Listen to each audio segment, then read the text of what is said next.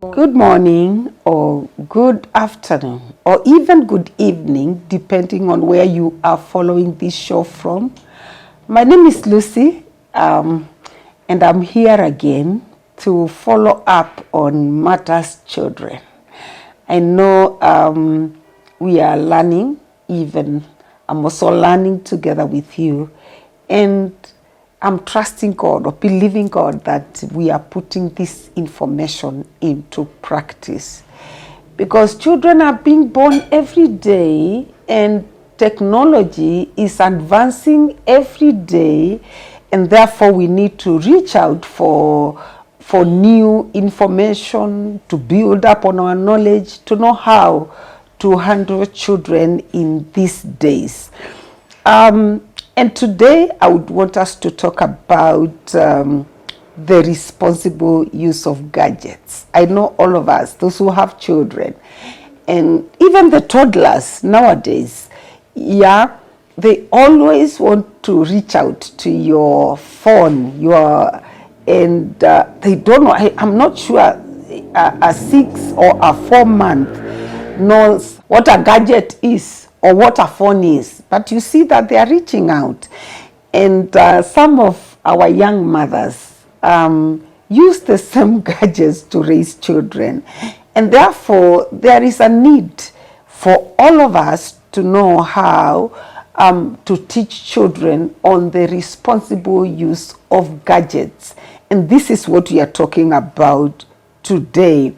It's in other words, we are saying the responsible use of gadgets for children means helping children to use phones, tablets, computers, TVs, and also gaming devices in a safe, balanced, and age-appropriate way. I want to repeat that.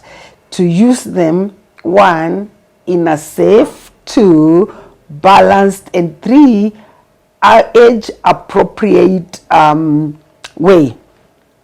So, the reason why we are coming to you as parent, guardian, or even a children worker, and more so parents, because it's the responsibility of the parent and the caregivers to guide how children use technology. And and when we talk about caregivers, we also need to talk about teachers, because teachers nowadays, children are being taught how to use computers, to do some coding here and there. So it's also the responsibility of the teachers, the ones we call children workers, to teach children on how to use gadgets responsibly. It is like we know it's a good thing because it supports learning and development, and we need to do that to make sure gadgets support learning and development without causing harming the children. And that's why we are now talking about responsible use of gadgets. Not only use of gadgets,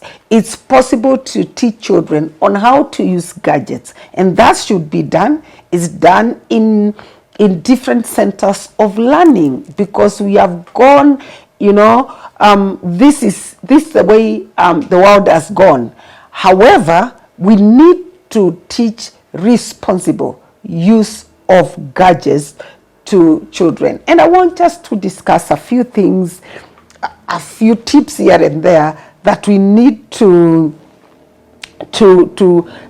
responsibilities that we need to take as parents. 1, we need to, as children are using gadgets, because we have them, and that's where we are now, so we can't avoid them.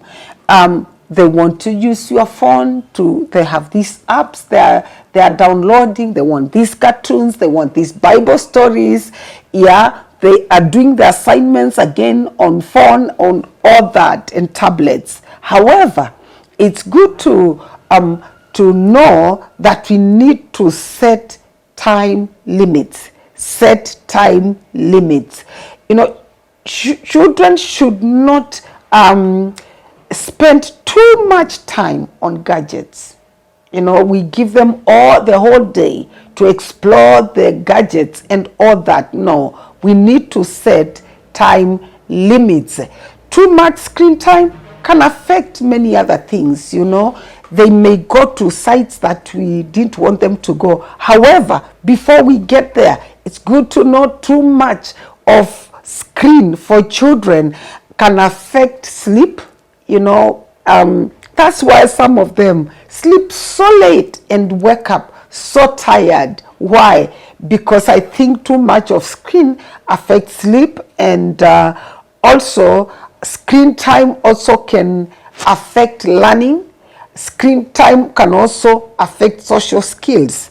And this issue of social skills, we need to look at it more keenly, because before, when we sit together, as parents together with our children, or we are going to visit, or we are just somewhere, we had many things to talk about. But nowadays, our social skills are really affected, because we seem to be relating with the gadgets more than we relate with one another. Children are relating with the gadgets more than they relate with the parents, and vice versa. And therefore, we need to help.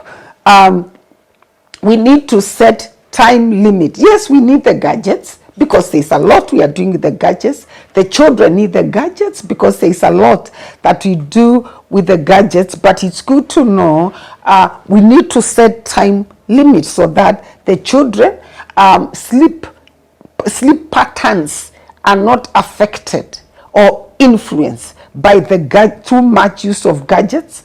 Also learning, because sometimes when we just keep scrolling and watching things that are not very necessary as children, our learning is also affected. I think there is something, I don't know whether it's the gadgets is more friendly than the books, or the gadget I don't know what happens, but just spending too much time on these gadgets will affect the learning of the children, social skills, just as I have said, and also physical health. And therefore, always experts recommend clear daily limits of course, depending on the age groups. When we deal with the children, as we set time limits or other guidelines. So this one we are talking about, we need to know that all this what we are talked about will come into play when we consider age group. We've got to approach these issues age appropriately. Like for example, a child that is under 2 years, should avoid screen as much as possible. And as I talk like this, I just want to encourage, because I go around, I'm a children worker as much as I'm a parent. As I go around and interact with the young mothers, and we really share our gadgets with the children. When children cry, we want them to watch cartoons. We want them to watch something, because children under 2 years cannot read. So they're watching gadgets or they're watching cartoons on their gadgets, or songs or something to calm them down. And I want you to know, under two years should avoid screen use as much as possible. Of course, when we go to 2 to 5 years, we need also to, yes, they can use, but they need to be supervised. The time they're using needs to be limited and supervised at the same time, okay? Because that's also school age children. So we need to have scheduled screen time, that this is the time you need to use the gadget. That we will avoid using the gadgets at the wrong time when they are going to sleep. So One, set time limits. All right? Talk about responsible use of gadgets. Set time limits, because you're not going to avoid them at this time and age, because that's what we are using. Then number two, supervise content. Please, dear parent, dear guardian, whoever you are there, the caregiver, and everybody using, interacting with children, because children are around us and with us and all over the place. Kindly supervise content. You know, adults should ensure children only access age appropriate and educational content, because school going children or even growing children are in a they are developing. They are in a learning stage where we learn principles of life, and therefore we don't want to mix things. Therefore, it's important to supervise content. What we are saying is the content that children are watching should be age appropriate. We all know as we learn and as we teach children, we are age appropriate. All right, there are some things that are not taught to children at a particular age. Of course they will learn, but until they reach that time where they can contain and interact with that kind of information, they are likely to bump into some information that they are not supposed to hear or see at a particular age, and that causes confusion. So we are saying adults, you know, the caregivers, the parents, the teachers, we need to supervise content so that it's age appropriate, all right, and educational all through. This will include safe apps. And remember, dear parent, the children know apps that you don't know. I don't know. I think we all need to have some basic understanding, basic knowledge about these things, you know, if we are dealing with children. So when we talk about when we say that we need to supervise content, then we need to be looking at what apps, you see, are they accessing? Are they safe apps? Because we need them to look at safe apps and games.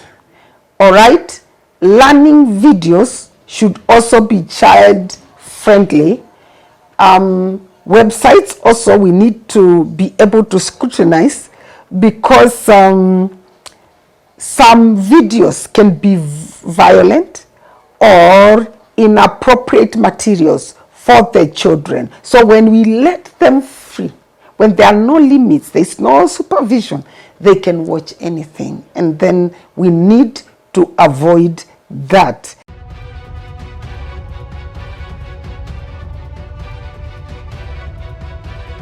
Good morning.